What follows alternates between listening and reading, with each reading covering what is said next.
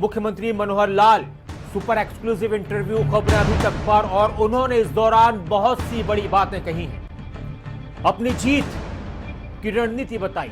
सरकार में उन्होंने कहा है कि अगर योगेश्वर जीते तो सरकार में उनकी भागीदारी बढ़ेगी। योगेश्वर दत्त की भागीदारी बढ़ेगी सरकार में। जात पात से ऊपर उठकर ये चुनाव है, गठबंधन का प्रत्याशी चुनाव में जीत दर्ज करेगा, ये कहना है मुख्यमंत्री मनोहर लाल का। और एक तरीके का इशारा है, भागीदारी बढ़ने का एक तरीके का इशारा है कि कोई बड़ी जिम्मेदारी अगर वो जीतते हैं, योगेश्वर जीतते हैं, तो उनको मिल जाएगी सरकार में।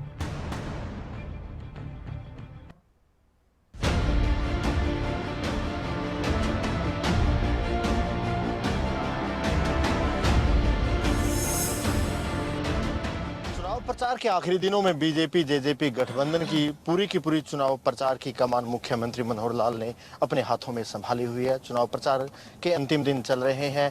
बीजेपी जेजेपी गठबंधन की तरफ से पूरा पसीना बहाया जा रहा है, वहीं कांग्रेस की भी पूरी कोशिश अपने गढ़ को बचाया जाए, तो इनेलो भी अपना खोया हुआ वर्चस्व वापस पाने की होड़ में लगी हुई है।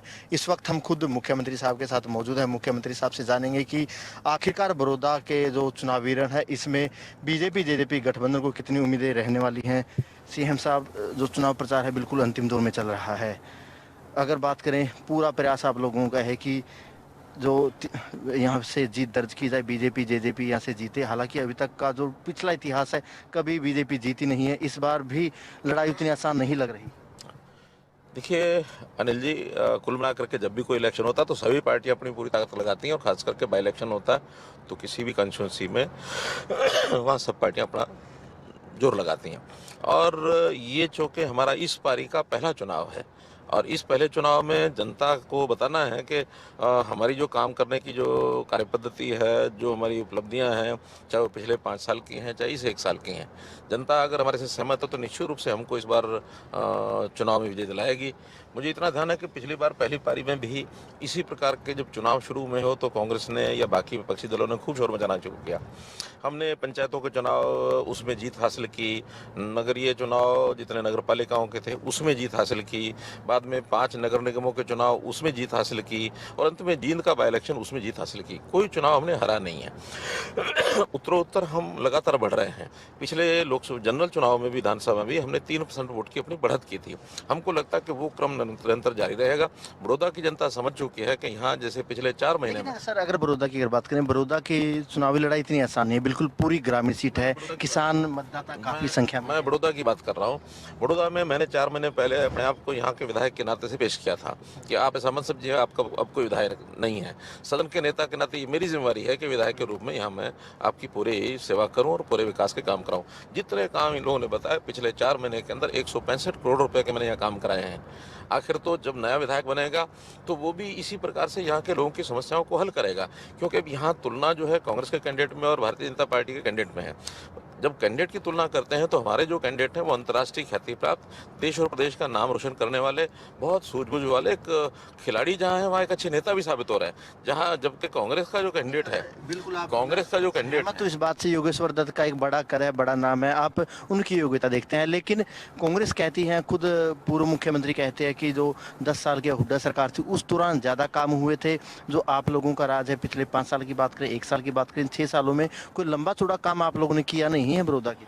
पहली बात तो है कि उस 10 साल के काम भी अगर वो गिनाते हैं तो मैं तैयार हूँ उनके कामों को देखने के लिए।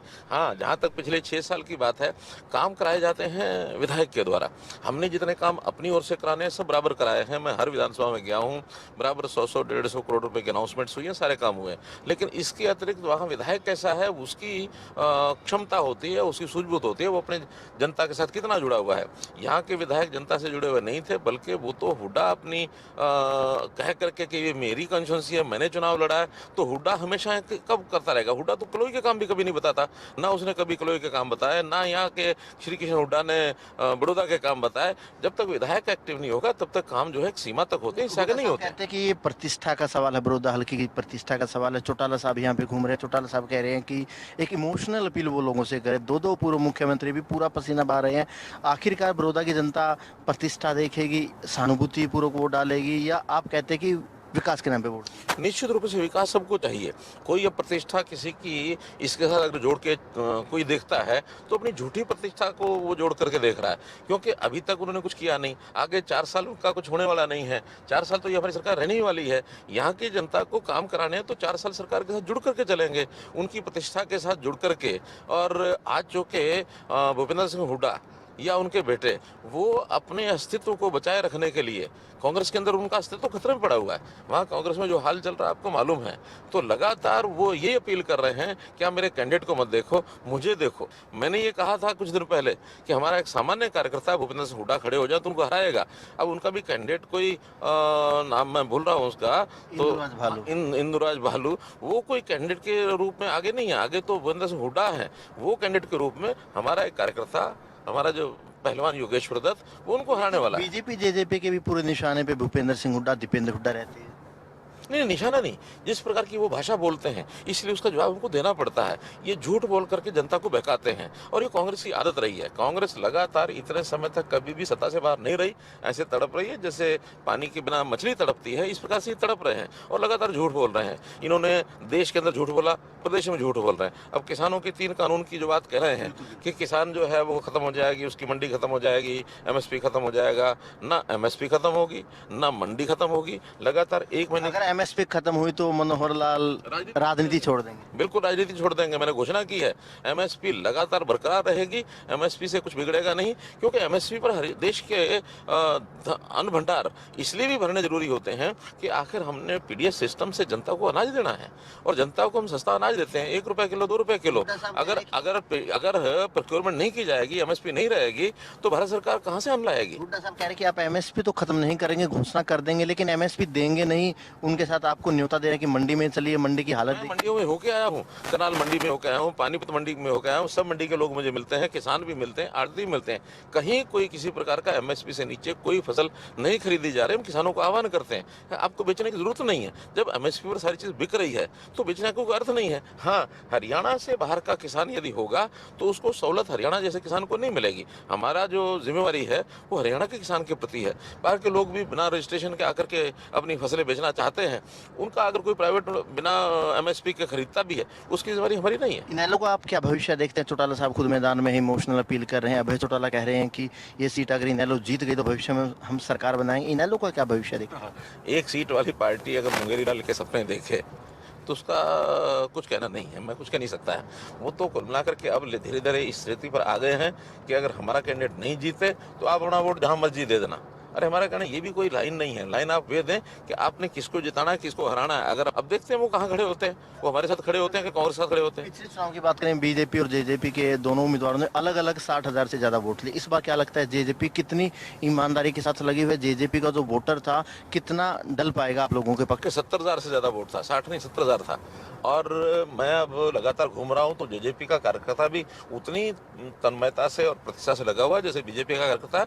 हम 7 लोग घूम रहे हैं। पिछले बार मेरा जो टूर था उसमें दिग्विजय सिंह चौटाला मेरे साथ थे, आज दुष्यंत चौटाला मेरे साथ हैं, डॉक्टर अजय सिंह चौटाला भी घूम रहे हैं, सब नेता उनके घूम रहे हैं। केसी बांगड़ लगातार, क्योंकि इसी विधानसभा से संबंध रखते हैं, गाँव-गाँव में वो जा रहे हैं। तो सबने अपने पूरा जो जोर लगाया हुआ है और वहाँ के कार्यकर्ता चाहे वो जेजेपी के, बीजेपी के, सब कंधे से कंधा मिला करके काम कर रहे हैं। आपको भी माननी पड़ेगी, हम भी पूरे चुनाव में घूमे हैं, यहाँ पे कहीं ना कहीं विकास के दूसरे मुद्दे दिख ही नहीं रहे। यहाँ पे कहीं ना कहीं जातिगत चीजें देखने को मिल रही है, चौधरी की चीजें देखने को मिल रही है। ये जातिगत राजनीति करना एक प्रकार का ये अव्यवहार्य है और ये जनता के साथ खिलवाड़ है। और आपकी जानकारी के लिए कल तो चुनाव आयोग ने भी नोटिस दे दिया कि अगर जातिगत तरीके से कोई किसी प्रकार का भाषण करेगा, किसी प्रकार का ल्योरमेंट देगा, किसी प्रकार के कार्यक्रम करेगा, उस पॉलिटिकल पार्टी के खिलाफ भी एक्शन लिया जाएगा। और अगर कोई कैंडिडेट करता है उस कैंडिडेट को भी कुल मिलाकर के चुनाव से बाहर भी किया जा सकता है। इतना सख्त स्टैंड चुनाव आयोग ने लिया है। और हम हमेशा कहते हैं कि हरियाणा में अगर रहना है तो हरियाणवी बन के रहो, हरियाणा एक, हरियाणवी एक। ये हमारा एक परमानेंट नारा है कि हरियाणा के गौरव के साथ अपने आप को जोड़ो।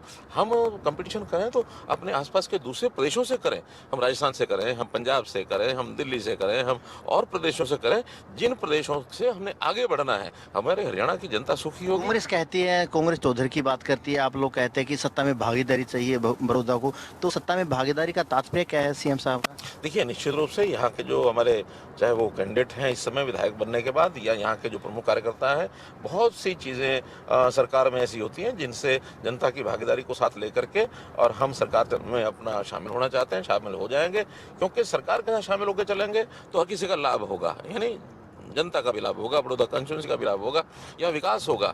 और जन भागीदारी से ही हम सरकार हमेशा चलाते रहे हैं। अच्छी सरकार चलती है, जनता की भागीदारी से जनता को संतुष्टि मिलती है। अगर झंडी की बात हमने कही है तो सरकार में भागीदारी की बात कही है, तो सरकार में भागीदारी के बहुत से रास्ते हैं।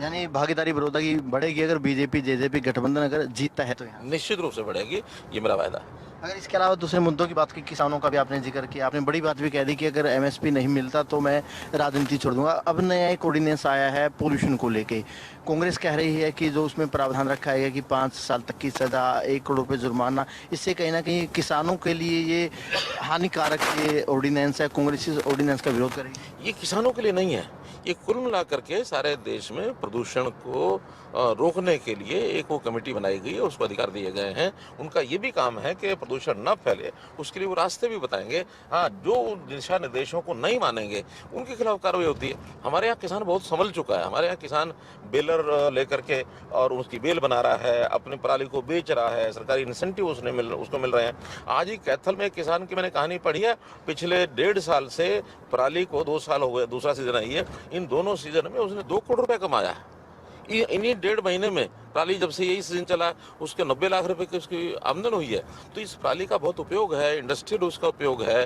और हमारी जो शुगर मिलें हैं उन्होंने भी एथेनॉल बनाने के लिए बगास के साथ इस पराली को मिला करके काम करना शुरू किया हुआ है। हमारी गत्ते की फैक्ट्रियाँ वो इसमें लगा रखी हैं। तो कितने ही इस प्रकार के इंडस्ट्री के अंदर यूज हो गए हैं। आज लाखों क्विंटल पराली वो उपयोग हो रही है। और किसान को अगर आमदन होगी तो किसान जलाएगा क्यों? उसकी आमदन होनी चाहिए, इसलिए पराली जलाएगा नहीं। हरियाणा में तो बहुत कंट्रोल है।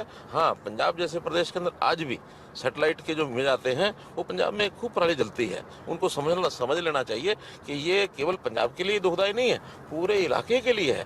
क्योंकि ये पराली का जो प्रदूषण है उसकी कोई सीमाएं नहीं है कि एक प्रदेश का धुआं जो है, एक प्रदेश का प्रदूषण जो उसी प्रदेश में रहने वाला है, वो सबको नुकसान करता है। रोजगार कितना बड़ा मुद्दा, आप बार बार कहते हैं कि हमने पर्ची खर्ची सिस्टम बंद कर दिया। हमने नौकरियां जो दी थी वो बिल्कुल एकदम पारदर्शी तरीके से दी, बिना पर्ची के, बिना खर्ची के। एक एक गांव में यानी 10, 15, 20, 25, 30 लोग वो लगे हैं यहाँ पर, इस बड़ौदा विधानसभा में लगे हैं। मेरे पास पूरा आंकड़ा है यहाँ का। और वो लोग मानते हैं, प्रसन्न होते हैं कि हाँ भी रोजगार के नाते से अब यहाँ भ्रष्टाचार खत्म हो गया। भ्रष्टाचार की लड़ाई हमारी चल रही है, चाहे वो नौकरियों में हो, चाहे वो बदलियों में हो, चाहे वो आरटीओ ऑफिस में हो, चाहे वो रजिस्ट्रेशन हाउस में तहसीलदारों में हो। किसी भी तरीके का भ्रष्टाचार है उसको हम कठोरता से दबाएंगे। और उस भ्रष्टाचार में कोई बड़े से बड़ा व्यक्ति आएगा, लिप्त होगा तो उसके खिलाफ कार्रवाई होगी, सामान्य व्यक्ति होगा उसके खिलाफ भी होगी। भ्रष्टाचार हमारा दुश्मन है। एक आखिरी सवाल लेता हूँ, चुनाव प्रचार भी खत्म होने को, आपने दर्जनों चुनावों में हिस्सा लिया, चाहे आप संगठन में रहे, मुख्यमंत्री रहे, लेकिन ये चुनाव थोड़ा अलग था क्योंकि कोरोना काल चला हुआ है।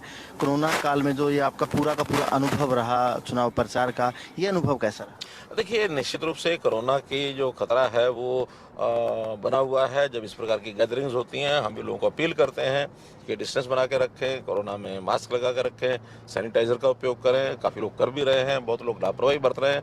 मेरा उनसे अपील है कि कोरोना की बीमारी से बचने के लिए हम जितने स्वयं सावधान होंगे उतना बचाव कर पाएंगे।